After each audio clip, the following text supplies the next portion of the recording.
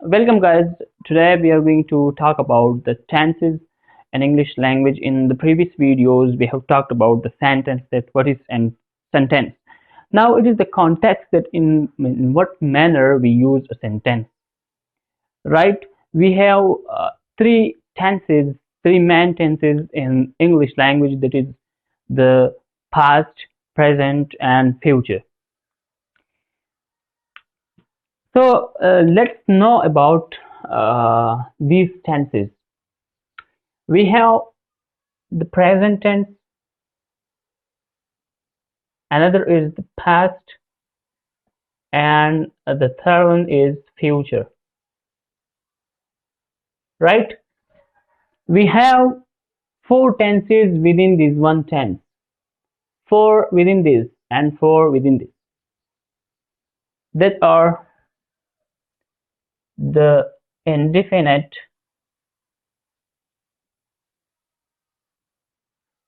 the continuous, the perfect, and the perfect continuous.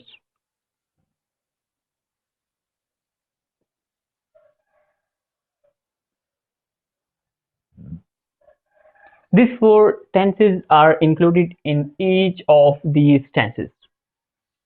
Okay, for example, this is present indefinite, present continuous, present perfect continuous, past indefinite, past continuous, past perfect and past perfect continuous. Similarly, future indefinite, future continuous, future perfect continuous. We will discuss it one by one. There will be three videos on the whole of tenses. In the first video I am going to explain the present tense as a whole, right, which will include the indefinite, continuous, perfect and perfect continuous. So I'm starting by the indefinite.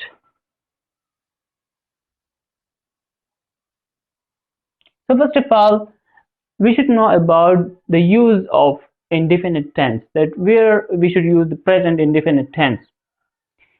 So the present indefinite tense can be used in more occasions, but here we are indicating two uses of indefinite tense, that is the use for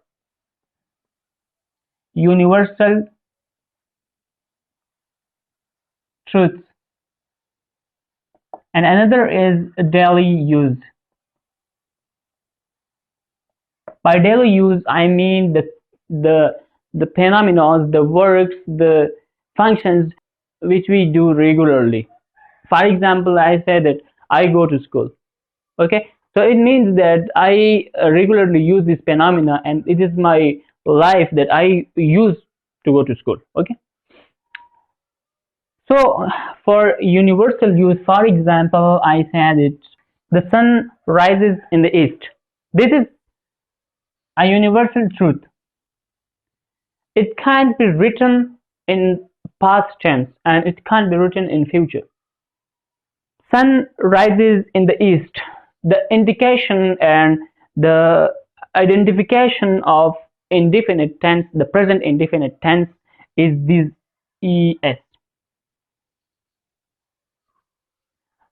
We are now moving to this step, that how will you identify the present indefinite tense and how you will use the present indefinite tense. So keep watching the video till end. Sun rises in the east. Here we have three things. There will be three things in the indefinite tense, that is subject plus verb and plus object. Got it? Subject, verb, object. Subject will include a person, place or thing, anything about which something is said in the sentence, that is called the subject, right? Subject is that word in a sentence about which something is said. something is explained, something is presented about that word is called subject. Another thing we call this thing predicate as a whole. Predicate. Predicate is a statement. Predicate is it can be a sentence or it can be a word. For example, he smiles. So he is subject and smile is a predicate, but it contains one word, or it can be more than one word. For example, he is swimming in the swimming pool. So he here is the subject, and the whole of the rest of the sentence is predicate. So here we have now we have understood the subject and predicate, but here is the verb and object. So verb, you will know verb, that is action word, is called a verb. Anything in any verb, when we show action in a word, that is called a verb. Object is a thing on which something is done. On which something is done. For example, I'm going to make you understand on this. For example, he breaks the chair, or he has broken the chair. So here the chair is something with which something is happened. Okay, he is another thing. He is subject, but other thing with which something is happened. Try to understand. That is called the object, right? I'm hopeful that you have identified the subject and object as very well. Okay, now another thing here is if the subject is single, we are talking about the indefinite tense. Okay, if the subject is single, here with the verb we will add s or es. S or es. Okay, if subject is single, we will add s or es with the verb. For example, I'm giving you an example that he swims. So this is the actual word is swim. This is the first form of verb. It is swim. But we have added the s for the identification of this tense, that it is present indefinite tense. This s or es, you cannot find this s or es in any other tense other than present indefinite tense, except present indefinite tense. Okay, he swims. So here it is s, but if we write here that she washes, now you will curious about it that here we have used s and here we have used es. So what is the logic here? So the logic is this, that this sounds when it come in the last, s, double s, ch, sh, x, it is enough for now. When these words come in the last of a verb and the subject is single, we will add es. This is the identification when you should use s and when should you use es. Other than these sounds, when it is not in the last of a verb, we will use s. We will use only s with the verb if the subject is single.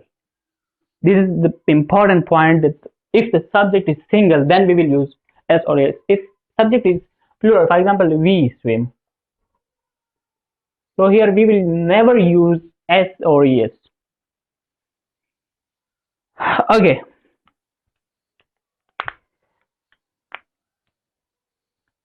this was about the simple indefinite tense. Now we are coming to negative. So in negative, we will apply this formula: subject plus does not, or do not, plus verb plus object, right? So you will say that there were not any kind of helping verb, and here you have included helping verb. What is the logic? So the logic is there are so many logics in tenses and in active, passive, and direct, indirect. So the logic here is that it is a hidden helping verb. We do not need it in simple present indefinite tense, right? But we do need it in negative and interrogative. Sometimes we use we also use in simple. For example, I said watch the video.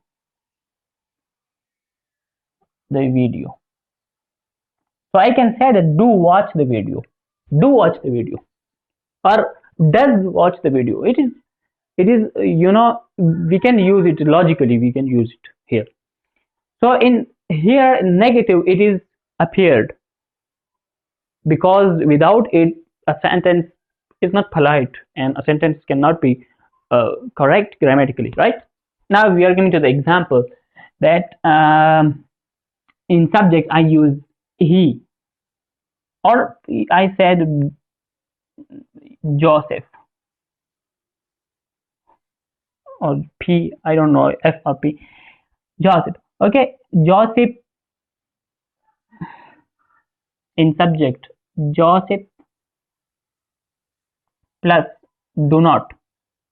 Here it is single, so it is another point. So the does not we will use does not with single subjects, single pronouns, okay, and single nouns as well, and do not with plural. Okay, plural, you will know we, they, them. Them is not a subject here, but if two nouns are coming together, for example, I say that Ayan and Usman are going to school. So this is the plural. Joseph we will use does not verb going object home to home. To is the preposition, and we do use it with a place or other many things included in preposition. We have discussed it in another channel, that is MST Education. You can watch that as well. Okay, this is now the interrogative sentence. Joseph does not going to school. Grammatically it is correct, but this thing it is small. Okay, it's my habit, I write everywhere capital, but it is small.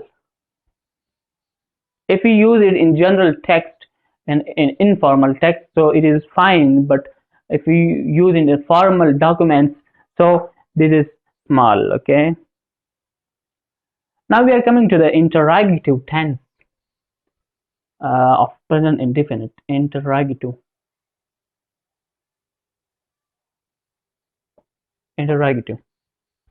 Okay, so interrogative tense is we have discussed in sentences that interrogative sentence is that kind of sentence in which question is asked, and it is essential at the last there will be a question mark. For example, I'm using in present indefinite tense that do you like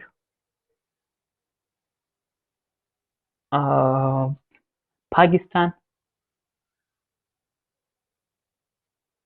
Here will be a question mark. Okay, do you like Pakistan? So Pakistan is a country, and I'm asking someone that do you like Pakistan? So the answer, you should answer me in the comment. You should write your answer in the comment. Do you love Pakistan or not?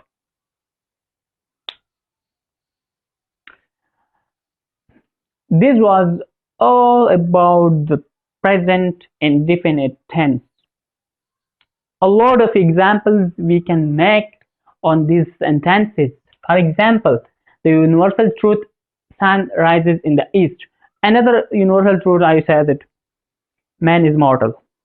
Man is mortal. So it is also a present indefinite tense, but you should know that there will be present continuous, present perfect in, you know, in the universal truth, but there that will be present. Okay, no past and no future will be in universal truth.